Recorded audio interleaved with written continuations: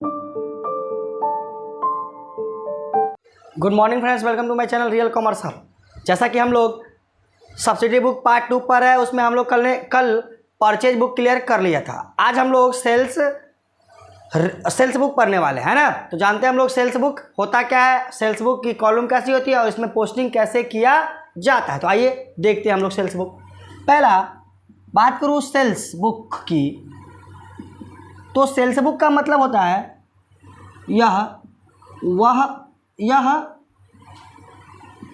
वह पुस्तक है, पुस्तक अर्थात बुक है जिसमें उधार विक्रय की लेखा किया जाता है, बात खत्म। नोट में लिख लेंगे हम लोग क्या, वही कल वाले सब्सिडी बुक 2 पूरे के पूरे किस पे होती है आधारित, तो उधार विक्रय पर। इसमें केवल उधार माल की बिक्री से संबंधित लेखा किया जाता है ना। दूसरा, इसमें संपत्ति के विक्रय से संबंधित लेखा नहीं किया जाता।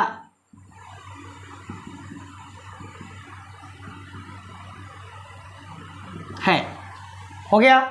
सेल्स बुक क्या कहती है भाई, सेल्स बुक कहती है कि इसमें केवल उधार माल जो आप बेचेंगे उसके जो लेन देन होंगे उसको रिकॉर्ड करना, ये सेल्स बुक का काम है। किसका काम है, सेल्स बुक का काम है। रही बात इसकी फॉर्मेट की, फाउंडेशन की, बनावट की और कैसे बनेगी, तो आइए इसका फॉर्मेट देखते हैं और उस फॉर्मेट पर हम एक दो उदाहरण सेट आउट करते हैं, खुद आपको समझ में आ जाएगी कि कैसे बनाया जाता है। तो चलिए इसकी फॉर्मेट देखते हैं। सेल्स बुक की फॉर्मेट परचेज बुक की फॉर्मेट की तरह ही 6 कॉलम होते हैं और इसे भी 2 तरीके से बनाया जाता है। पहले मैं सिस्टम लिख दूं, है ना। सेल्स बुक की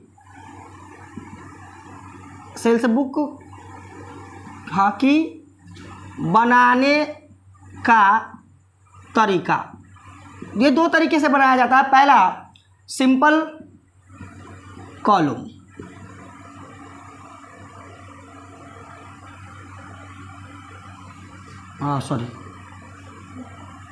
सिंपल कॉलम। दूसरा कॉलुनर सेल्स बुक। दैट मीन्स देखिए वही बात कल हमने बात करा था इस पे परचेज बुक में कि सिंपल कॉलम में नॉर्मल साधारण जो होती है उसको 6 कॉलम वाला, और वही कॉलुनर का मतलब ये हुआ कि जितने आइटम आपने बेचा, उस परचेज वाला में हम लोग लिख रहे थे कि जितना आइटम आपने खरीदा उसका अलग अलग से कॉलम बना दिया जाए, खाना बनाते जाए, खाना बनाते जाएगा नहीं। लेकिन इसमें क्या है कि सेल्स बुक है, जितना प्रकार के आइटम आप बेच रहे हैं उस आइटम को अलग से कॉलम बना करके उसका अमाउंट लिख देना, वही कहलाता है कॉलुनर, और उसमें कोई डिफरेंस नहीं है। साथ साथ हम लोग दोनों कर लेंगे। तो पहले देखते हैं सिंपल वाले फॉर्मेट को, है कि नहीं। तो चलिए यहाँ से देखते हैं हम लोग फॉर्मेट।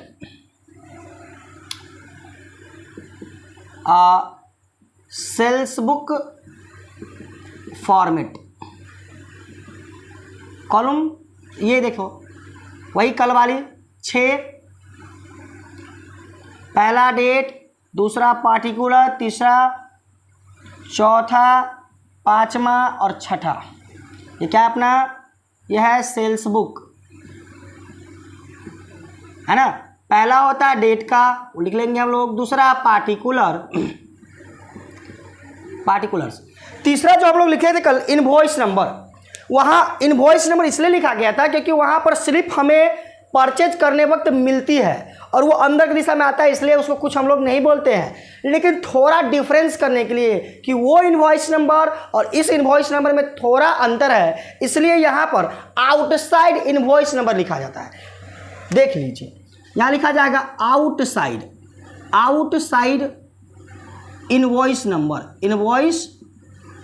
नंबर, और चौथा कॉलम एलएफ का, पांचवा डिटेल का, और छठा अमाउंट का। इसमें कोई अंतर नहीं है। ओके, और अमाउंट के रुपया में तो हम लोग यहाँ लिखते ही हैं। तो चलिए सर, इसकी ट्रांजैक्शंस कैसे होंगे और रिकॉर्ड कैसे करेंगे, कैसे लिखेंगे?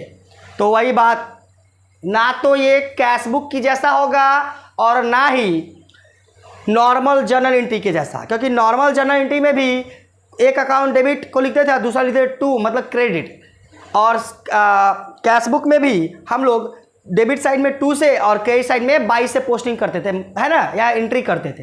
लेकिन यहाँ किसी 2 और 22 की पोस्टिंग करने की रिक्वायरमेंट नहीं है, केवल पार्टी का नाम लिखने की आवश्यकता है, क्योंकि हम सब जानते हैं सेल्स बुक में रिकॉर्ड हुआ इसका मतलब उधार लेन देन हुआ, और जो पार्टी का नाम लिखा हुआ है उससे अभी हमें पैसे लेने हैं। क्या करने हैं?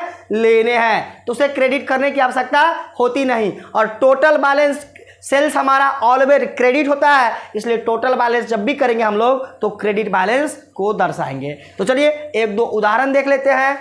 जैसे फर्स्ट वन मैं कहूँ, sold goods to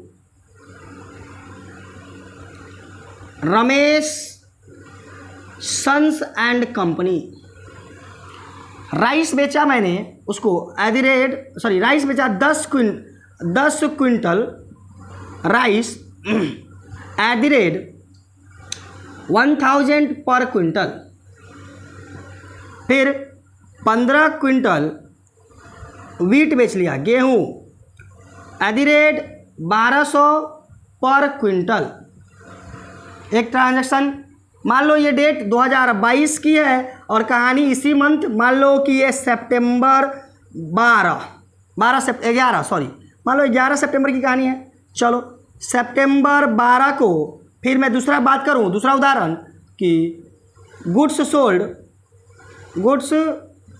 sold to KSP limited. मान लो 2 आइटम बेचे आपने, क्या क्या तो देख लो। पहला क्या बेच दूँ,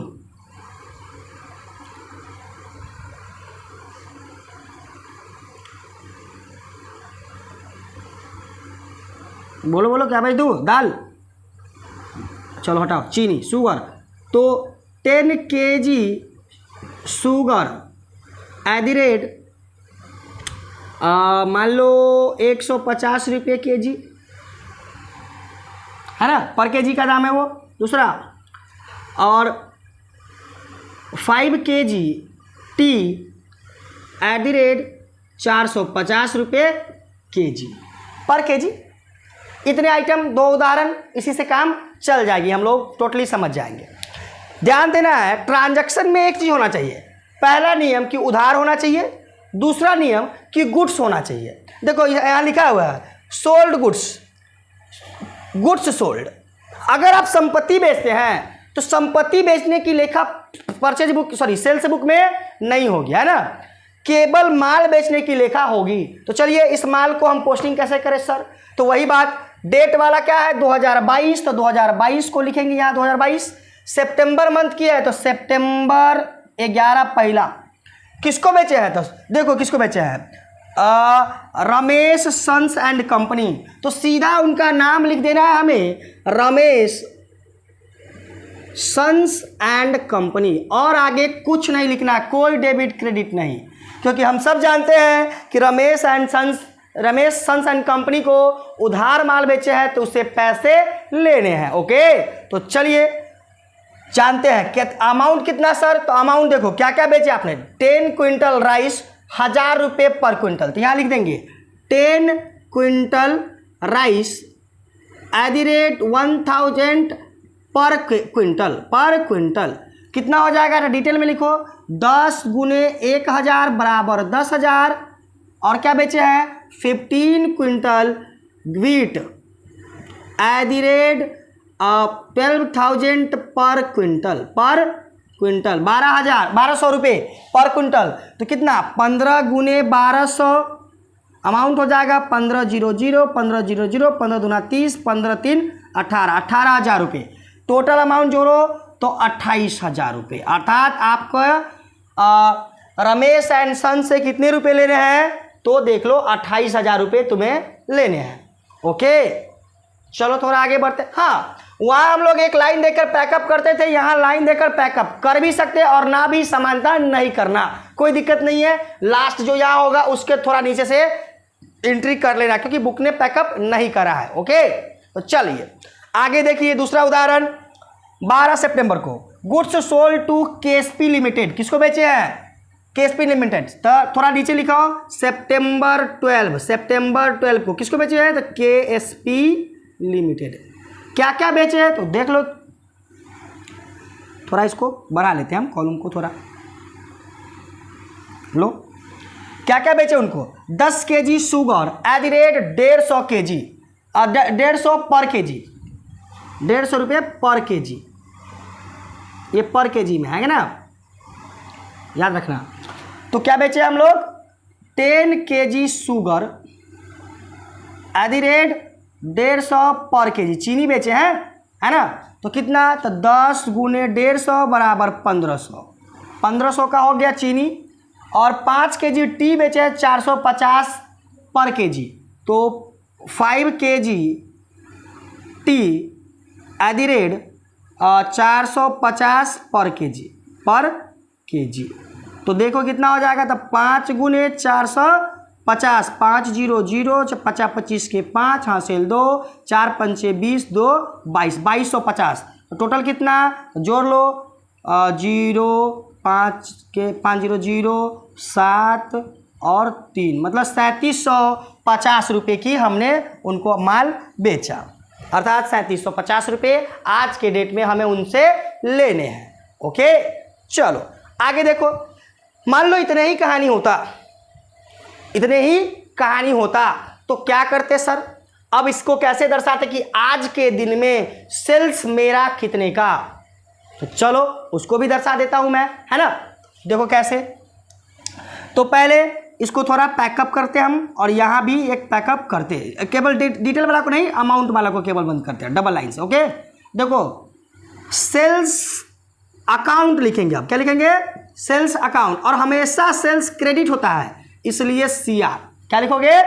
सेल्स अकाउंट CR। वहाँ याद करो, परचेज अकाउंट ऑलवेज डेबिट होता है, इसलिए परचेज को हम लोग डेबिट करते थे। तो सेल्स अकाउंट ऑलवेज क्रेडिट होता है, इसलिए हम लोग सेल्स को क्रेडिट किए हैं। देखो sales account CR, sales account CR दिख रहा है। अमाउंट कितना? तो जोड़ लो, टोटल 28,000 और 3,000, 31,750 रुपया। अर्थात आज के दिन में मेरे पास 31,750 रुपये की उधार बिक्री है ना। ये हो गया सिंपल का फॉर्मेट। तो सर कॉलनर कैसे? तो वही बात, जितने आइटम है, देखो क्या क्या बेचे हो आपने राइस बेचा है, व्हीट बेचा है, शुगर बेचा है और टी बेचा है। अर्थात 4 आइटम एक्स्ट्रा बेचा, मतलब चार आइटम बेचा है। तो कॉलनर कहता तो ये जो नॉर्मली इतना तो बनता ही बनता, लेकिन अलग से 4 कॉलम और खुल जाते, और ये 4 कॉलम का केवल नाम और बैलेंस दर्शाया जाता कि वो कितना कितना के आपने बेचे हैं। कैसे? तो चलिए, मेरे पास थोड़ा जगह नहीं है, इसे इरेज करते हैं और फिर आपको मैं बताता हूँ। ओके, ये देखते हैं हम लोग कौन सा कॉलनर को थोड़ा देख लेते हैं। तो कॉलनर में क्या करना है? तो पहले आइटम गिन लीजिए कि आपके पास कितने आइटम है। अपने पास कितने आइटम है? तो राइस 1, व्हीट 2, शुगर 3 और टी 4 आइटम अपने पास अवेलेबल है। तो 4 कॉलम अलग से हम लोग आगे, कुछ छेड़छाड़ नहीं करना है, इतना तो बनाना ही बनाना है, ये तय है, इतना तो बनेगा ही बनेगा, इसमें कोई बदलाव नहीं आएगा।